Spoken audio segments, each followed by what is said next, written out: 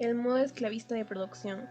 La esclavitud es la primera forma histórica de explotación y la más brutal de todas. Existió en el pasado de casi todos los pueblos. El paso del régimen de la comunidad primitiva al régimen esclavista se efectuó por primera vez en la historia en los países del Antiguo Oriente. En sus comienzos, la esclavitud tuvo un carácter doméstico patriarcal. El número de esclavos era relativamente pequeño. Su trabajo no constituía aún la base de producción, sino que desempeñaba un papel secundario en la economía. La esclavitud tenía como mira satisfacer las necesidades de la gran familia patriarcal, lo cual apenas recurría al cambio. El poder del señor sobre sus esclavos era ya más limitado, aunque el campo de acción de trabajo de aquellos no había llegado aún a desarrollarse. Esto sirvió de base el paso de la sociedad al régimen esclavista. El incremento de las fuerzas productivas, el desarrollo de la división social, del trabajo y del cambio.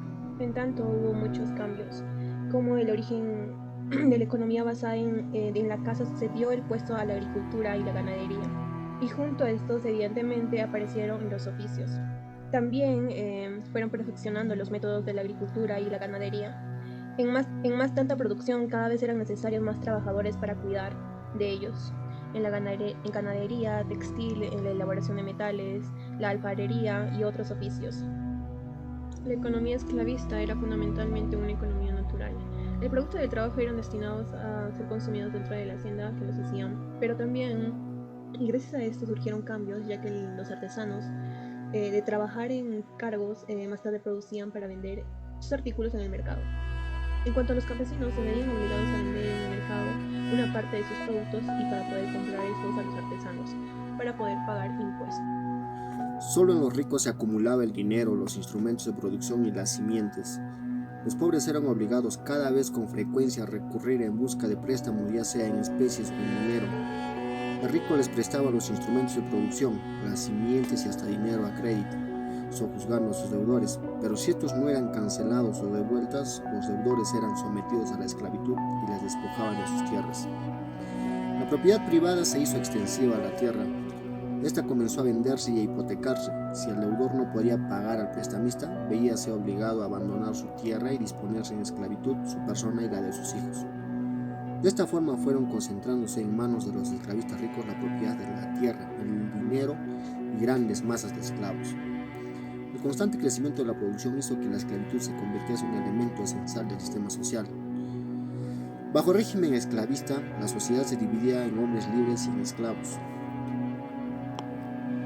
donde el primero solo disfrutaba de todos los derechos cívicos, patrimoniales y políticos, y los esclavos carecían de todos estos derechos sin acceso a la sociedad de hombres libres. La sociedad de hombres libres se dividía en clases: los grandes terratenientes y la clase de pequeños productores, de campesinos y artesanos. Los sacerdotes ocupaban la posición esclavista formando parte de la clase de los grandes terratenientes. Cuando se consolidó la existencia de la clase esclavista, el Estado surgió para refrenar a la mayoría explotada en interés de la minoría explotadora. El Estado esclavista desempeñó un importante papel en el desarrollo y afianzamiento de las relaciones de producción de la sociedad basada en la esclavitud, manteniendo a los esclavos bajo obediencia. La propiedad de los esclavistas no solo eran los medios de producción, sino también sobre los mismos trabajadores y los esclavos. El esclavo era considerado como una cosa y el esclavista podía disponer de él íntegramente y sin limitaciones. Eran comprados y vendidos como bestias y su dueño podía incluso matarlos impunemente. Y si bien en el periodo de la esclavitud patriarcal, el esclavo se le consideraba como miembro de la familia, ya dentro del régimen esclavista de producción no merecía ni siquiera la consideración de un ser humano. Esclavistas de producción no merecían ni siquiera la consideración de un ser humano. El esclavo no vendía su fuerza de trabajo al esclavista del mismo modo que un buey no vende su trabajo al labrador. El esclavo es vendido de una vez y para siempre con su fuerza de trabajo a su dueño. El trabajo del esclavo tenía un carácter abiertamente coercitivo. Se le obligaba a trabajar mediante la más brutal violencia física. Se le empujaba al trabajo bajo el látigo y sus más leves descuidos eran castigados con severas penas. Se le marcaba fuego para poder capturarlos fácilmente si se fugaba. Muchos llevaban permanentemente un collar de hierro en el que aparecía grabado el nombre de su dueño. El esclavista apropiábase el producto íntegro del trabajo de sus esclavos y les suministraba solo la más mínima cantidad de medios de sustento y lo suficiente para que no muriesen de hambre y pudieran seguir trabajando para él. El esclavista se beneficiaba no solo con el plus producto, sino también con una parte considerable del producto necesario del trabajo del esclavo. El desarrollo del modo esclavista de producción iba acompañado por el aumento de demanda de los esclavos. En bastantes países la corriente era que los esclavos no tuvieran familia. La rapaz explotación de los esclavos conducía a su rápido agotamiento físico. El contingente de esclavos tenía que completarse a cada paso. Una fuente importante de suministro de nuevos esclavos era la guerra. Los estados esclavistas del Antiguo Oriente sostenían constantes guerras, encaminadas a someter por la fuerza a otros pueblos. La historia de la Grecia antigua nos habla de las continuas guerras sostenidas entre los diversos Estados Unidos, entre la metrópolis, las colonias, entre los estados griegos y orientales. Roma, por su parte, no dejó nunca de guerrear, y, en el periodo de su apogeo, sometió a su imperio a la mayor parte de las tierras hasta entonces conocidas. La esclavitud era la suerte reservada, no solo a los prisioneros de guerra, sino también a una parte importante de la población de las tierras conquistadas. Otra fuente de suministro de esclavos eran las provincias y las colonias. De ahí se enviaba a los esclavistas juntamente con otras mercancías, la mercancía viva, formada por los esclavos. El comercio de esclavos era una de las ramas más lucrativas y florecientes de las actividades económicas, creándose centros especiales para el comercio de esclavos y se organizaron para este fin mercados a los que influían mercaderes, compradores de lejanos países. El modo esclavista de producción brindaba mayores posibilidades al desarrollo de las fuerzas productivas que el régimen de la comunidad primitiva. El gran número de esclavos concentrados en manos del Estado y los esclavos permitía emplear a una gran escala la cooperación simple del trabajo. Así lo atestiguan las gigantescas construcciones que todavía se conservan, levantadas en la antigüedad por los pueblos del Asia, los egipcios y los etruscos. Sistemas de riesgos, calzadas, puentes, obras de fortificación y monumentos de la cultura. En la especialización de la producción agrícola y la artesanal y creó las condiciones necesarias para la productividad del trabajo. En Grecia, el trabajo de los esclavos aplicábase en vastas proporciones dentro de la producción artesanal. Surgieron grandes talleres, los ergasterios, en cada uno de los cuales trabajaban varias decenas de esclavos. El trabajo de los esclavos se empleaba también en el ramo de las construcciones, en las minas de hierro, de plata y oro. En Roma empleábase en grandes proporciones el trabajo de los esclavos para la agricultura. La nobleza romana poseía grandes extensiones de tierra, los latifundios, en que trabajaban cientos y miles de esclavos. Los latifundios se formaban mediante la usurpación de las tierras de los campesinos y de las tierras públicas que pertenecían al Estado. La depreciación del trabajo de los esclavos y el empleo, dentro de ciertos límites de las ventajas de la cooperación simple del trabajo, permitían a los latifundios esclavistas producir el trigo y los otros productos agrícolas con menos gastos que las pequeñas explotaciones de campesinos libres. Los pequeños campesinos eran desalojados de sus tierras, caían en la esclavitud o pasaban a engrosar las filas de las capas indígenas de la población urbana, el lupen proletariado. Gracias al trabajo de los esclavos, el mundo antiguo llegó a alcanzar un grado considerable de progreso económico y cultural, pero el régimen esclavista no podía ofrecer las condiciones necesarias para un desarrollo sensible de la técnica, ya que el trabajo de los esclavos que servía para la base de la producción, que se caracterizaba por el grado extraordinario bajo la productividad. El esclavo no se hallaba interesado para nada en los resultados de su trabajo, que realizaba bajo el peso de la coacción y por lo que sentía odio. Pocas veces expresaba su protesta y su indignación destruyendo sus herramientas, y aquí se pusieron en sus manos los instrumentos de trabajo más toscos, para que no les fuese fácil inutilizarlos. La técnica de la producción basada en la esclavitud manteníase en un nivel muy bajo. A pesar de que las ciencias naturales y exactas habían llegado a adquirir ya cierto grado de desarrollo, apenas se les aplicaba a la producción. Solo en las artes de la guerra y la construcción llegaron a emplearse algunos inventos técnicos. Durante los siglos en que se mantuvo el vigor, el régimen esclavista de producción no logró superar el empleo de las herramientas manuales tomadas del pequeño agricultor y del artesano, ni sobrepasó el sistema de la cooperación simple de trabajo. La fuerza motriz fundamental seguía siendo la fuerza física del hombre y de las bestias. El empleo en grande de esta mano de obra servil eximía a los esclavistas de todo trabajo físico, que descargaban en su totalidad sobre los hombros de los esclavos. Los esclavistas miraban con desprecio el trabajo, en el que venían una ocupación indigna del hombre libre, y llevaban una vida parasitaria. Masas cada vez mayores de la población libre se apartaban de toda actividad productiva conforme iba desarrollándose la esclavitud. Solamente una parte de la minoría esclavista y del resto de la población libre se ocupaba de los asuntos públicos y del cultivo de las ciencias y las artes. El régimen esclavista engendró así la oposición entre el trabajo físico y el trabajo intelectual, la escisión entre ellos. La característica fundamental de las relaciones de producción de la sociedad basada en la esclavitud es la explotación de los esclavos o de los esclavistas. Pero, a la par con esto, el modo esclavista de producción presenta sus propias peculiaridades en los diversos países.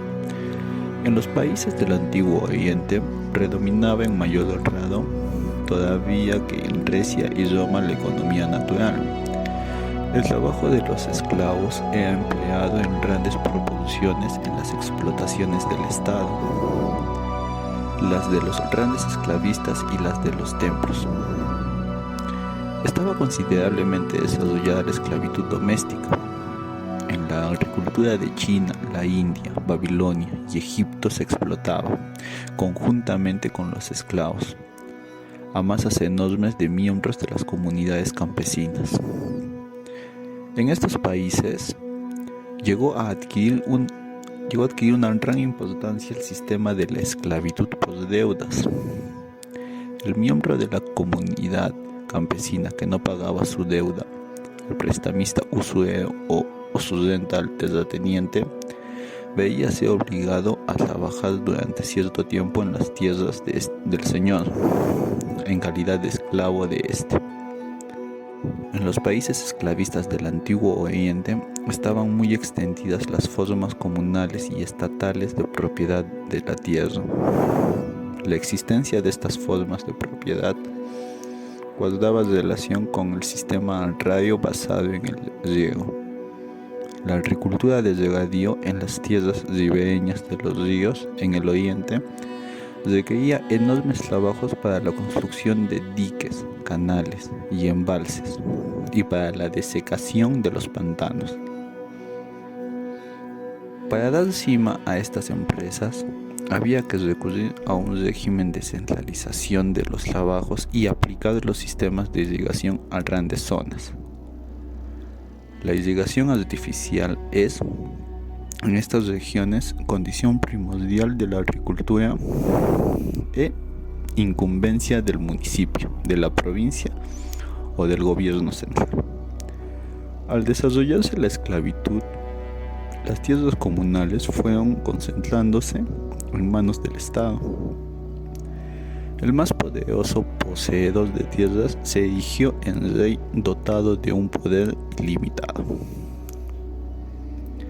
A medida que iba concentrando en sus manos la propiedad de la tierra, el Estado de los esclavistas imponía a los campesinos enormes tributos, los obligaba a ejecutar diversas clases de prestaciones y, por medio de ellas, sometía a los mismos campesinos al estado de sujeción propio del esclavo. Los campesinos seguían siendo miembros de la comunidad, pero la concentración de las tierras en manos del Estado esclavista hacía que aquella no fuera otra cosa que una sólida base del despotismo oriental, es decir, del poder autocrático e ilimitado del monarca déspota. En los países esclavistas del Oriente desempeñaba un papel extraordinariamente importante la aristocracia sacerdotal. Las grandes haciendas pertenecientes a los templos descansaban también sobre el trabajo de los esclavos. Bajo el régimen de la esclavitud, los esclavistas de todos los países dilapidaban improductivamente la mayor parte del trabajo de los esclavos y su producto. Lo destinaban a la satisfacción de sus caprichos personales, a la acumulación de tesoros, a construir fortificaciones y reclutar ejércitos, a levantar y mantener lujosos palacios y templos. Las pirámides de Egipto que han llegado hasta nuestros días son elocuente testimonio entre nosotros de la inversión improductiva de gigantescas masas de trabajo. Solo una parte insignificante del trabajo de los esclavos y de su producto se destinaba a seguir incrementando la producción, la cual, por esta razón, se desarrollaba con una lentitud extraordinaria. Las devastadoras guerras acarreaban la destrucción de las fuerzas productivas, el exterminio de masas inmensas de la población civil y el derrumbamiento de la cultura de estados enteros.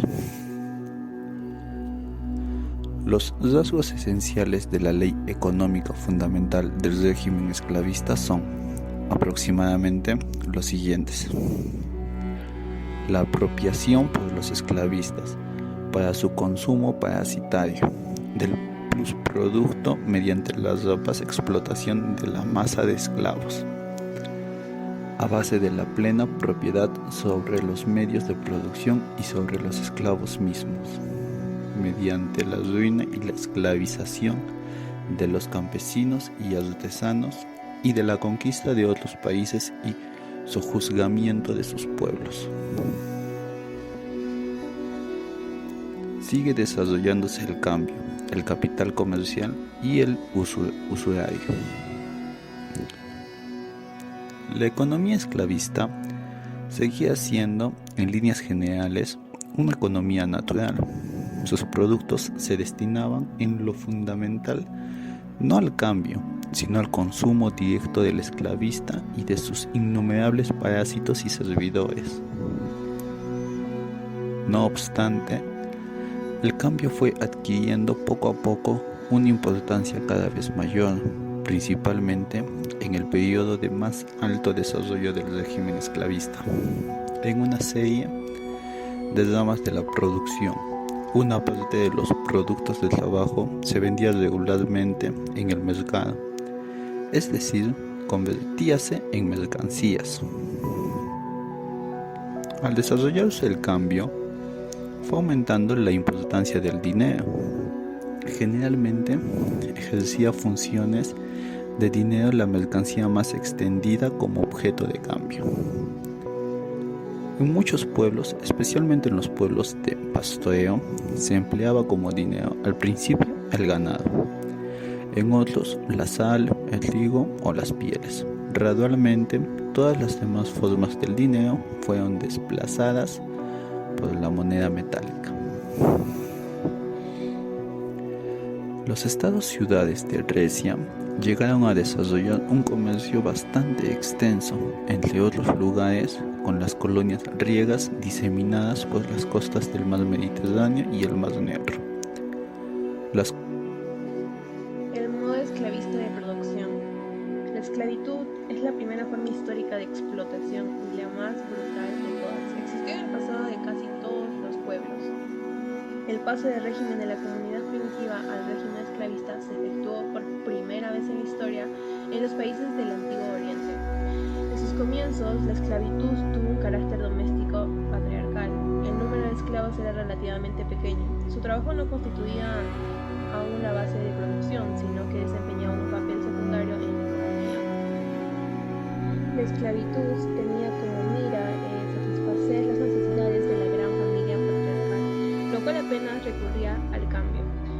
El poder del señor sobre sus esclavos era ya más limitado, aunque el campo de acción y trabajo de aquellos no había llegado aún a desarrollarse. Esto sirvió de base el paso de la sociedad al régimen esclavista. El incremento de las fuerzas productivas tras el desarrollo de la división social del trabajo y del cambio. En tanto, hubo muchos cambios, como el origen de la economía basada en la caza cedió el puesto a la agricultura y la ganadería, y junto a estos evidentemente aparecieron los oficios. También fueron perfeccionando los métodos de la agricultura y la ganadería. En más tanta producción cada vez eran necesarios más trabajadores para cuidar de ellos, en ganadería, textil, en la elaboración de metales, la alfarería y otros oficios. La economía esclavista era fundamentalmente una economía natural. El producto de trabajo eran destinados a ser consumidos dentro de la actividad que hacían, pero también, y gracias a esto surgieron cambios, ya que los artesanos de trabajar en cargos más tarde producían para vender sus artículos en el mercado. En cuanto a los campesinos, se veían obligados a vender en el mercado una parte de sus productos y para poder comprar estos a los artesanos, para poder pagar impuestos. Las sublevaciones de las masas explotadas, y principalmente de los esclavos, minoraron en su raíz el pretérito poderío de Roma. Los golpes descargados desde dentro fueron entrelazándose cada vez más con los asestados desde fuera. Los habitantes de los países vecinos, reducidos a esclavitud, sublevábanse en los campos de Italia, al tiempo que sus hermanos de raza, que seguían siendo libres en sus países de origen, presionaban sobre las fronteras del imperio, interrumpían dentro de él y abatían dominación romana. Estos factores unidos aceleraron el hundimiento del régimen esclavista en Roma. En el Imperio Romano se alcanzó un punto culminante de desarrollo del modo de producción esclavista. El hundimiento del Imperio Romano fue al mismo tiempo el hundimiento del régimen esclavista en su conjunto. El régimen esclavista dejó el puesto al régimen feudal. Las concepciones económicas de la época esclavista. Las ideas económicas del periodo esclavista se reflejan en muchos monumentos literarios, en las obras de poetas, filósofos, historiadores, estadistas y personalidades sociales. Según ellos, el esclavo no era un ser humano, sino una cosa en manos de su amo. El trabajo del esclavo era despreciado, y como el trabajo constituía preferentemente la misión confiada al esclavo, esto inspiraba el desprecio hacia el trabajo en general, como una ocupación indigna del hombre libre. Así, por ejemplo, el eminente filósofo griego Platón escribió la primera utopía que se conoce en la historia acerca de la sociedad ideal. Pues bien, en el estado ideal de Platón existía también esclavos, cuyo trabajo, con el de los agricultores y los artesanos, era el de suministrar los medios de sustento a la clase alta de los gobernantes y los guerreros. También Aristóteles, el más grande de los pensadores de la antigüedad, consideraba que la esclavitud era una necesidad eterna e inevitable para la sociedad. Aristóteles ejerció una inmensa influencia sobre el desarrollo de la cultura intelectual del mundo antiguo y la Edad Media. Fue Aristóteles quien le dio a la ciencia económica el nombre de oikonomía, de oikos casa y nomos ley. En tiempo de este pensador, el cambio, el comercio y la usura estaban ya bastante desarrollados, pero la economía seguía siendo en lo fundamental una economía natural basada en consumo. También las ideas económicas de los romanos reflejan las relaciones del régimen esclavista de producción imperante en la sociedad. En la Roma antigua, particularmente en el periodo posterior, abundan los presagios de ruina y descomposición de la economía basada en el trabajo coercivo de los esclavos. Una de las profundas contradicciones inherentes del régimen esclavista estribaba en la lucha entre los grandes y pequeños propietarios de tierras. Los campesinos arruinados levantaron un programa encaminado a la limitación de la gran propiedad esclavista y a un nuevo reparto de tierra. No era otro en el fondo de la reforma agraria, por la que lucharon los hermanos Gracos, siglo II antes de nuestra era. La crisis profunda de la ideología de Roma esclavista se manifestó al llegar a la época de la descomposición del Imperio Romano, cuando la mayoría absoluta de la población de las ciudades y las aldeas, tanto los esclavos como los hombres libres, veían cerrados todos los horizontes. De las contradicciones de la clase del imperio que caminaba hacia la ruina, surgió una nueva ideología religiosa, el cristianismo. Las ideas cristianas de esta época reflejaban la protesta contra la esclavitud y la opresión de los esclavos y otras clases bajas, y de los elementos que habían descendido por debajo de su clase. De otra parte, el cristianismo daba expresión al sentir de las extensas capas de las clases dominantes, que percibían instintivamente la situación sin salida en que se encontraban. He aquí por qué el cristianismo de los días del ocaso del Imperio Romano, que escuchamos al lado de las amenazas, voces admironarias contra de los ricos y los poderosos, las exhortaciones de la mansedumbre y la salvación en la vida.